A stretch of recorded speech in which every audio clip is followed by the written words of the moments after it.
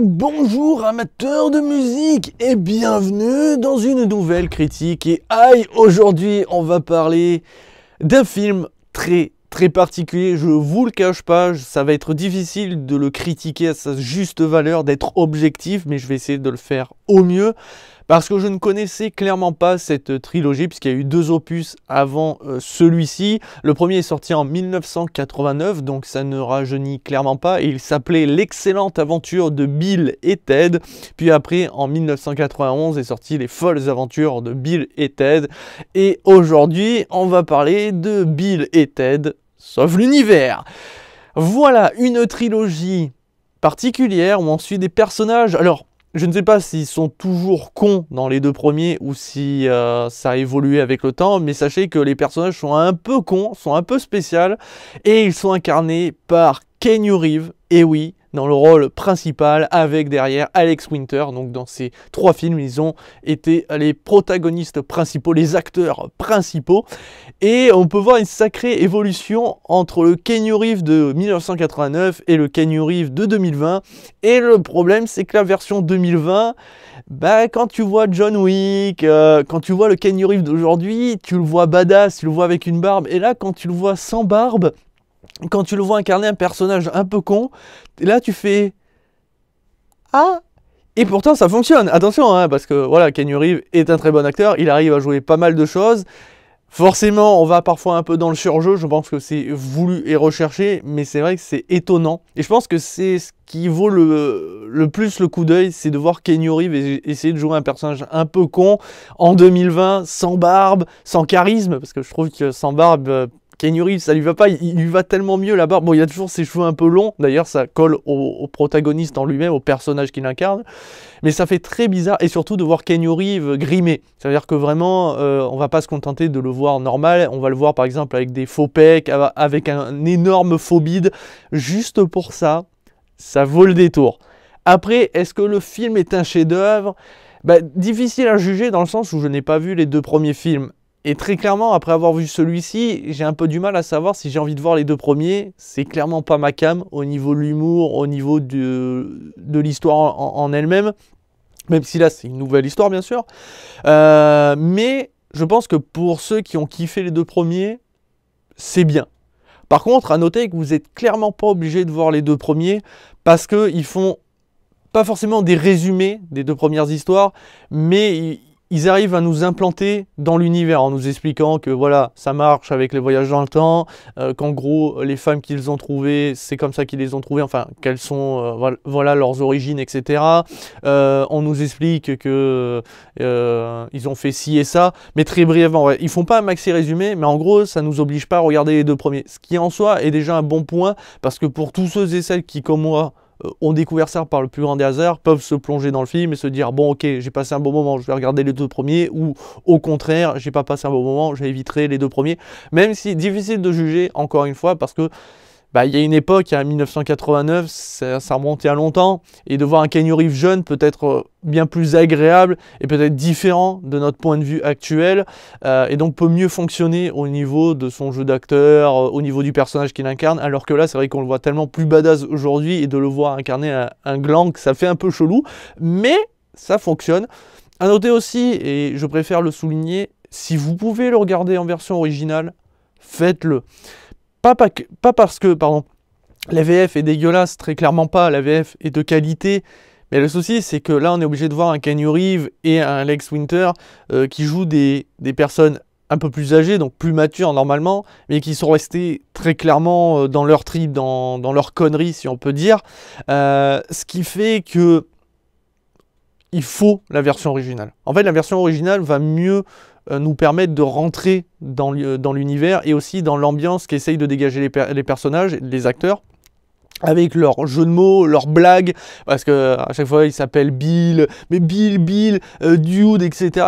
Mais aussi le côté un peu gland, parce que vraiment ils sont assez cons. Donc je trouve que ça fonctionne largement mieux en version originale, et ce qui fait que même si l'humour, c'est pas se bidonner, très clairement, je n'ai pas spécialement rien. Au moins, avec la version originale, c'est que l'humour passe quand même largement mieux. Ou en tout cas, on la comprend mieux.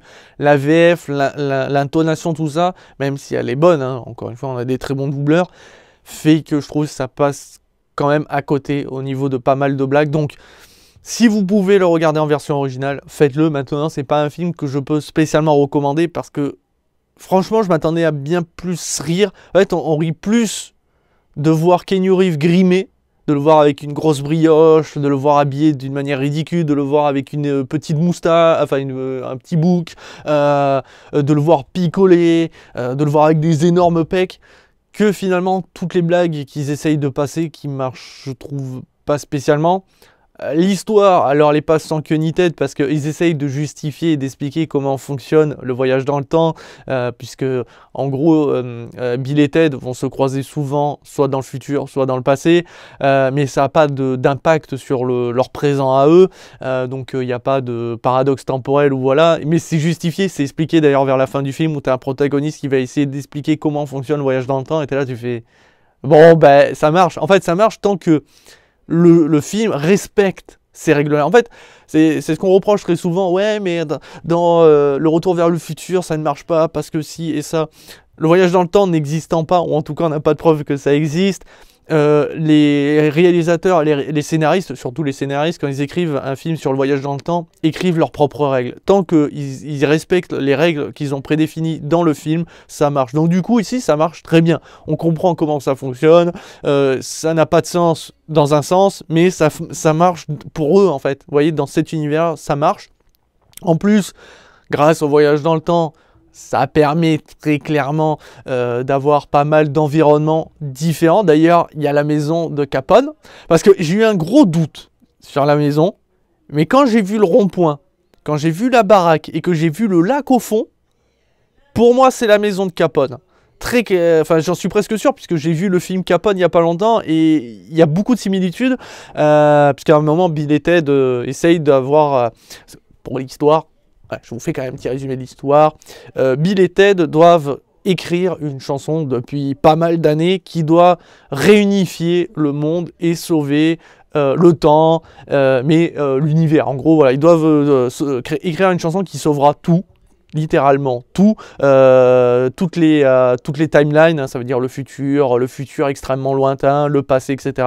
Parce que s'ils n'arrivent pas à écrire cette chanson, ça va créer un paradoxe temporel qui fait que par exemple vous allez avoir les pyramides qui vont popper au milieu de New York. Imaginez qu'il se passe tout et n'importe quoi, donc ils doivent écrire cette chanson, mais malheureusement les choses ne se passent pas comme prévu puisque le groupe n'arrive pas à écrire cette chanson et pourtant ça fait des années et des années qu'ils essayent. Le souci c'est qu'à cause de ça, ils sont mal vus par leurs compagnes qui commencent un peu à se lasser, même si elles comprennent leur objectif. Pour X raisons, je ne vais pas rentrer dans les détails pour spoiler, mais voilà. Donc ça va créer forcément des tensions dans leur couple, au sein de leur famille, hein, leurs parents, etc. Et ça va créer aussi des problèmes au sein de ceux qui leur ont confié cette mission et ceux qui ont vu que c'était eux et uniquement eux qui pouvaient arriver à réussir à réunifier le temps et faire en sorte que tout ne se casse pas la gueule. Voilà, en gros c'est ça. Et le scénario permet au voyage, très clairement, parce qu'on va voyager dans pas mal d'environnements et de timelines, donc ce qui fait qu'on va voir évoluer Bill et Ted de 1000 manières, entre guillemets. Ça permet aussi de découvrir d'anciennes stars de musique comme Mozart, entre autres, Jimi Hendrix, etc. Mais en fait, c'est que je trouve que c'est long. Alors même si j'ai souri de voir Keanu Reeves grimé, j'ai pas ri en réalité. L'histoire en elle-même est cool, mais en fait, elle est très prévisible à cause de leurs filles. Dès que j'ai vu les filles, j'ai fait c'est elle. Ça n'a pas loupé, malheureusement. Et je trouve ça vraiment con parce qu'il y avait vraiment moyen de nous duper de pas mal de manières, histoire de créer une tension jusqu'à la fin où on découvre que la vérité, qui peut réaliser tout ça?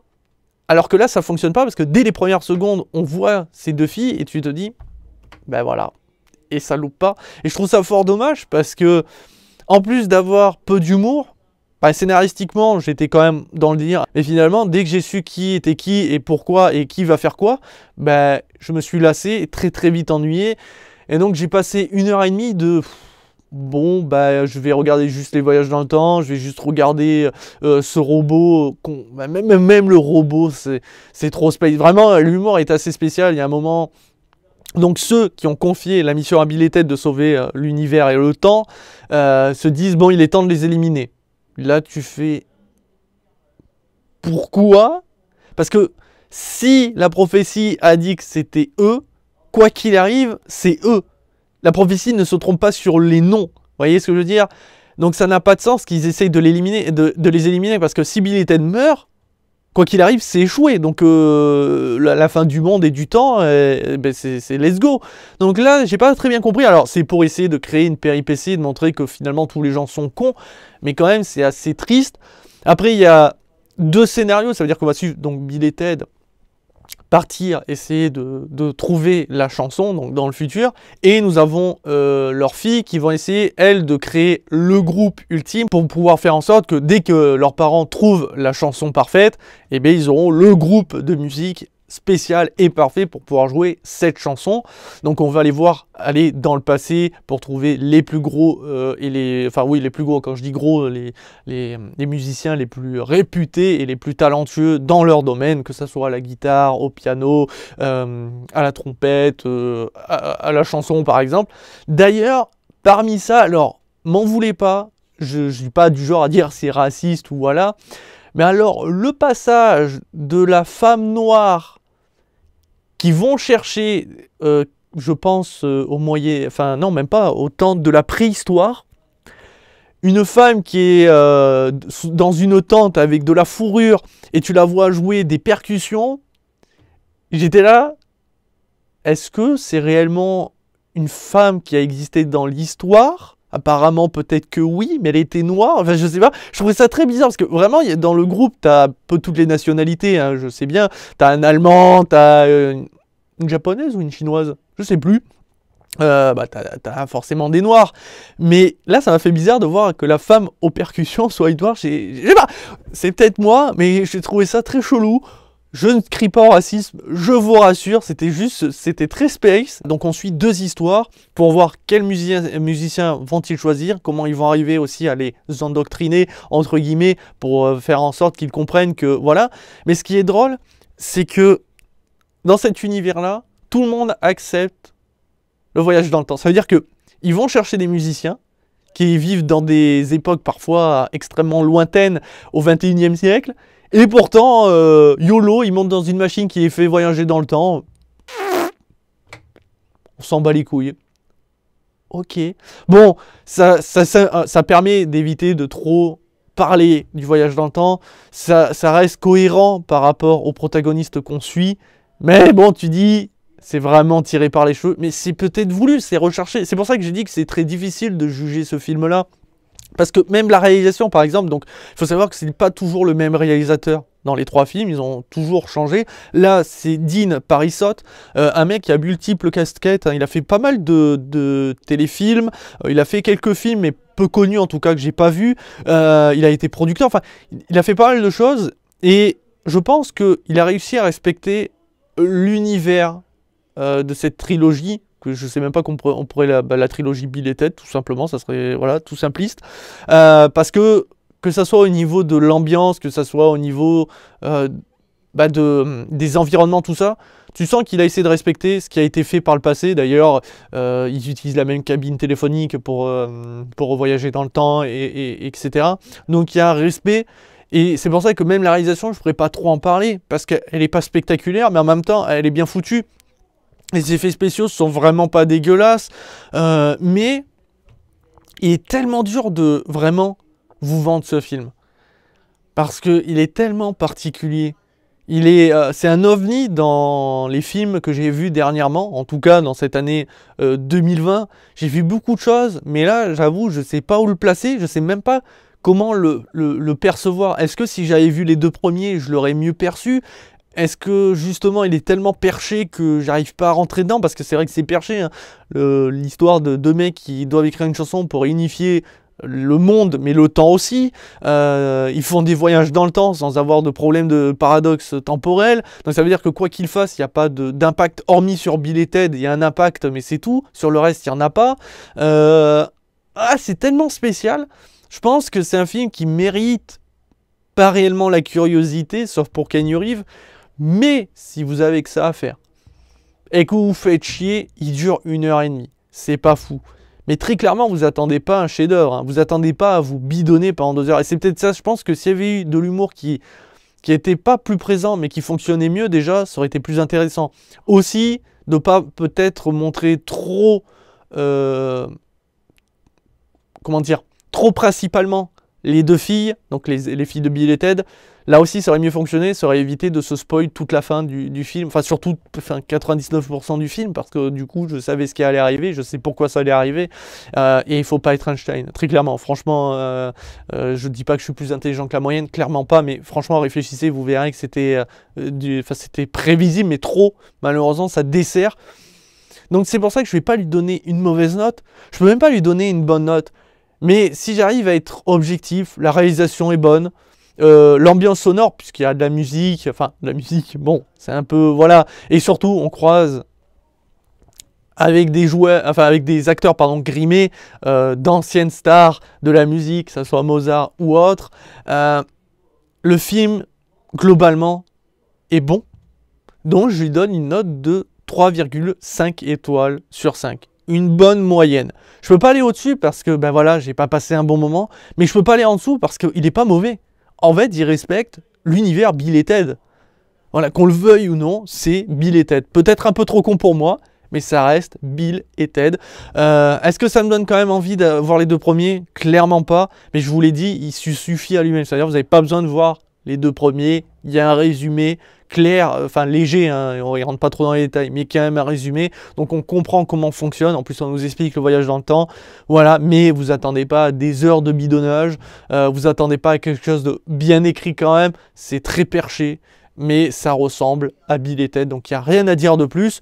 Ben voilà qui conclut cette petite critique, j'aurais aimé vous donner plus de détails, mais je vous laisse ou pas le découvrir par vous-même, n'hésitez pas à me dire ce que vous en avez pensé. J'ai vu un peu les retours, globalement les gens l'ont apprécié, c'est pas un film exceptionnel, il marquera pas les esprits, mais en même temps, comme j'ai dit, c'est très peu connu, hein, Bill et Ted, enfin je vous garantis que je n'en ai jamais entendu parler, et pourtant, voilà, j'aime le cinéma, après je suis pas l'expert plus cinéma, je regarde pas les films d'auteur, voilà, mais j'avoue que je ne connaissais pas, surtout que j'adore Keanu Reeves, mais je n'ai pas vu toute la filmographie de Keanu Reeves, hein, et bien voilà, ça fait partie de ces films que je n'ai pas vu, donc peut-être un jour, par curiosité, je regarderai les 2 premiers, mais j'avoue que là, j'ai eu un petit peu ma dose, mais c'est un film moyen plus.